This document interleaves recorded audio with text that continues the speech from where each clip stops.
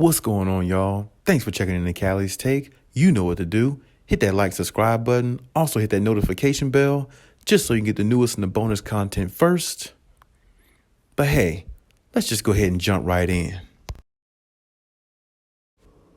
The Clippers steal a crucial game against the Lakers in last night's win. Very close game. Definitely a very, very good game. Very entertaining. The Clippers definitely steal one. They get one that they needed.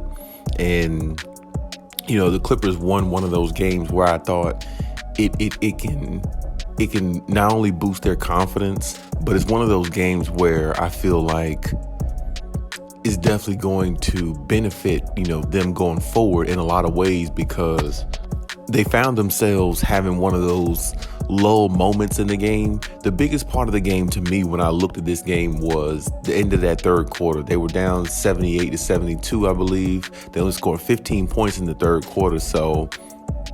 And they were basically on the road, even though they're still at home, because it was a Lakers home game. And the Lakers had the momentum in this game. The Clippers started out with a 16-point lead.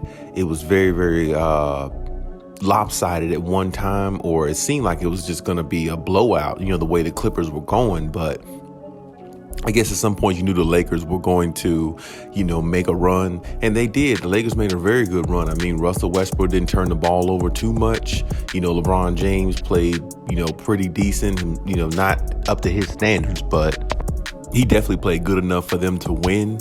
And even though they didn't have Anthony Davis, I still think they played, very, very well. They got a lot of, they got some support from some guys that they really haven't been getting support from throughout the season, which was Taylor Horton-Tucker. I mean, he had a really good game. I mean, the second half, I'll say he had a really good game anyway. The first half, he didn't. But shout out to Luke Kennard, man. That dude is, for the Clippers, I think he is definitely, probably their best player, one of their best players on the floor right now. I mean, honestly, he's consistent every night. He's one of the best three-point shooters in the league, and every time he comes in the game, he definitely makes an impact. Shout out to Terrence Mann. I mean, it was he had 19 and 10. Made some big shots when they needed him, and the Lakers, as far as the Lakers, I mean, like I said, they definitely showed a lot of fight and grit. But I mean, at the end of the day, the Clippers came out on top because of, coaching.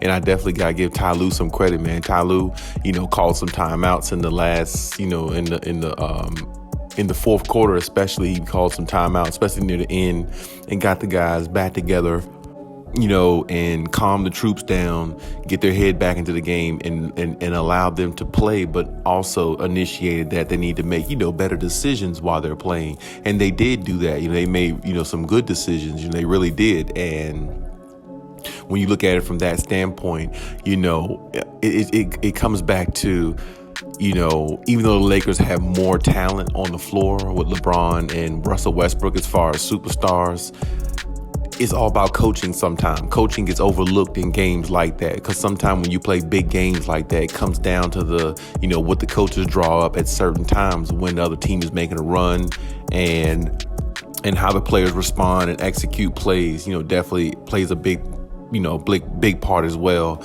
And, the Clippers just seem to execute plays, is good as they can, and with what they have on the floor, they are very, very impressive. They fight, they scrap, but at the same time, they move the ball, they rotate the ball doesn't stick too much. It's not too much isolation one-on-one as it was, and that's exactly how I feel like they need to play more, even when Kawhi and Paul George come back, because a lot of times, the ball can stick, just because they have those two players, they kind of just play a little bit more stagnant basketball, because they know they have two superstars that can do a lot of damage to other teams. But I feel like if the ball is moving like that, I mean, more ball movement will definitely make them a dominant team instead of actually just a really good team. You know what I'm saying? So what the Clippers have as a unit is very rare, and I don't think a lot of teams can compete with that. And, when you look at a game like last night, you see a player like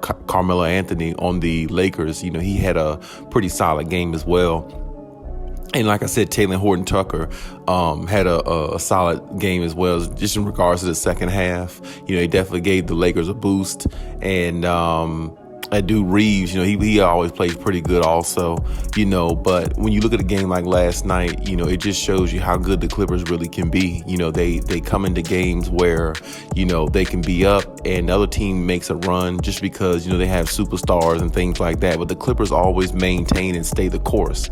And I feel like that's one of the best attributes about this team. They don't get rattled.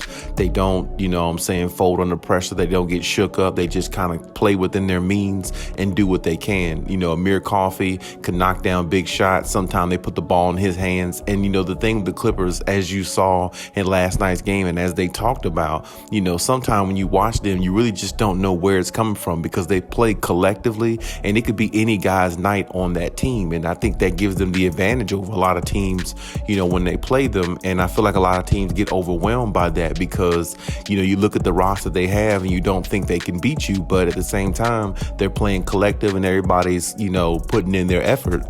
It just makes them dangerous, when they play that way. And I feel like that's what's definitely kept them afloat, all this time. And now they're back up to playing 500 basketball. They're 31-31 and they got the eighth seed, and they're currently holding down the eighth seed right now.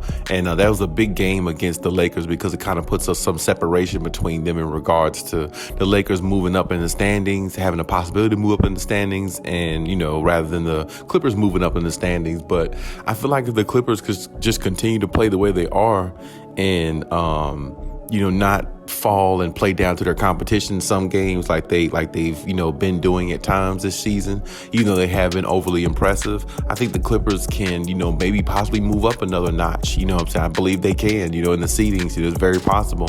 And because, what I saw last night was it just shows you how much, toughness this team had. Now, I will say this, there were some mistakes made, like the Reggie Jackson 8-second violation at the end. That was very, very crucial, in regards to, the Clippers possibly losing that game and the Lakers winning it, but it still worked out in the Clippers' favor. And there was some calls last night in the game that could have went either way, like the one where LeBron stepped out of bounds before he threw it, and Covington recovered a steal almost. That was a questionable play, I would say, but at the same time, it's a basketball game. Things go back and forth all the time.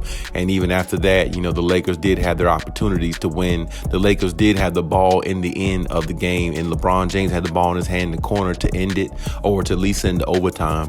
But he wasn't able to. And, the Clippers won the game, 105-102. Very close game. Very, very close. And I expect if they, when they play them again, I expect it to be the same thing. I believe they play them in a couple days to a week or something like that from now, whenever it is. So, the Clippers definitely, showed some more fight and more grit in a game like this, and it definitely shows like what they're about and what they're trying to do. They had 7 players in double figures. Only person that played last night on the floor that didn't score was Nicholas Batum, but that's okay, because he played limited minutes as well, and everybody else kind of made up for it. Hartenstein had 10 points.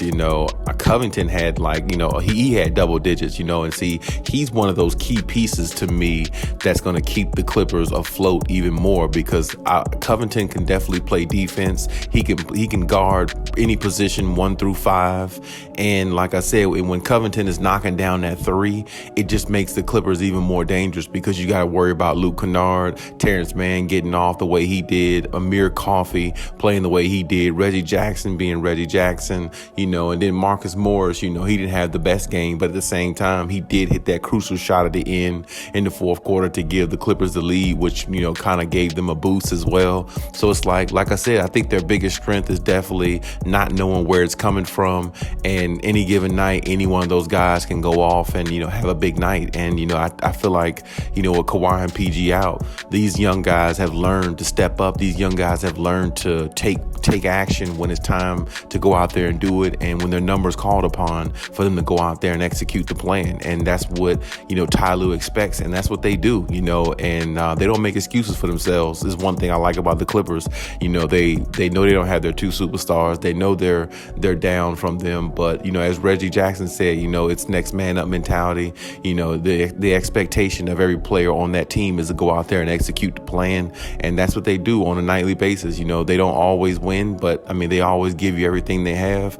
And they definitely can surprise you if you sleep on them. And, so far the Clippers have been impressive. That's definitely a big win for them, especially in regards to the seeding and building their confidence going forward. Like I said in my previous videos, their next 10 games are pretty favorable. So I expect them to go maybe about 7-3 out of the next 10 games and see how it goes from there, and just kind of keep the process going and then see where it takes them in regards to, the playoffs. And, hopefully they'll get some firepower back by then, and then they can see what they can do when the playoff times start. But hey, that's my take on everything. Leave any comments in the comment section. Let me know what you think, as always. And hey, Khaliis out.